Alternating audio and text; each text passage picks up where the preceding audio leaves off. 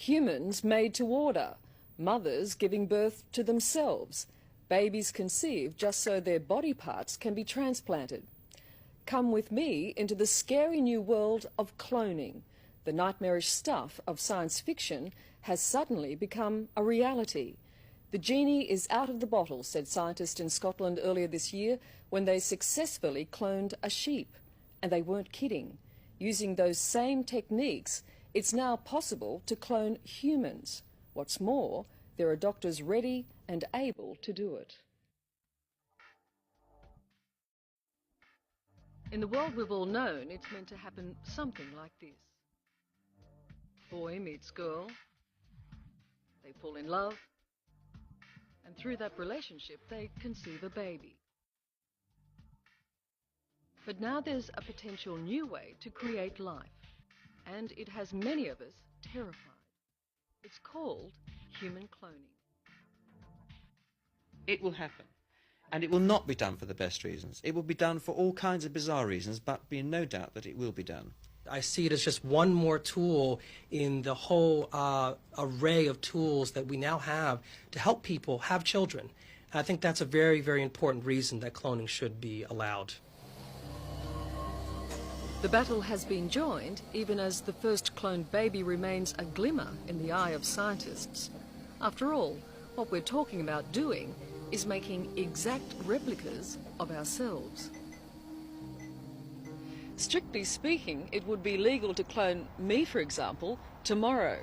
And this is the place it's most likely to happen, a leading IVF clinic outside of New York. Behind those walls, there are people with the technology, the ability and the desire to genetically engineer human embryos, to be the first in the world to successfully clone a human being. There's no doubt that human beings will be cloned. Dr. Jacques Cohen, a leader in his field, simply needs the approval of his clinic's ethics committee to make history. So if I had the money, you had the permission, you could clone me tomorrow. Well, I wouldn't say tomorrow. It will take a year or two. We could clone you probably within 2 years. What you're seeing here is an actual cloning taking place at the research facility in Scotland that pioneered the technique. In theory, it's blindingly simple. Here, it's an animal, but just as easily, you can take a cell from a human. A scraping of skin will do. Then, get an egg from a female, remove the nucleus and fuse the two with a spark of electricity. And ta-da, you have an embryo. Implant the embryo in a woman, and 9 months later, you have a carbon copy of the person from whom the skin scraping was taken. What is wrong with me cloning me for a child?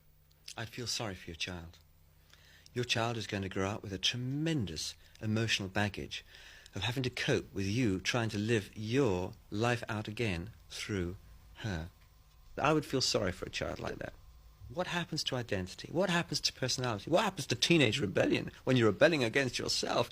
When a parent says, you know, I can see you take after me. This is absolutely taking after.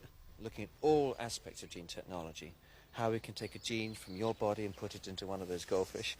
And make a very exciting goldfish. Well, Dr. Patrick Dixon, a bioethicist based in London, says human cloning is imminent, probably unstoppable, and most certainly wrong. It'll be done for spares, it'll be done on some ego trip, it'll be done for emotional reasons, it'll be done to offset some pathological grief mechanism that thinks that somehow we will be able to recover the identity just because we recover the genetic profile of someone. I can think of a number of cases where cloning would not just be acceptable, but the appropriate thing to do. In the race to be the first to clone a human, one of those barracking the loudest is Dr. Lee Silver, Professor of Molecular Biology at Princeton University in America. I think that the important thing to realize is that there's nothing synthetic about cloning. We're taking, the people who will clone will be taking living cells and converting them into embryos that will become people someday. It doesn't matter how they came about? No, I don't think so. As long as the process that brought them about didn't cause any harm to them. The possibility of cloning has been around for decades. Then, in February of this year, came the living proof it could be done. A lamb called Dolly was cloned in Scotland from the breast tissue of an adult sheep. Well, this is Dolly.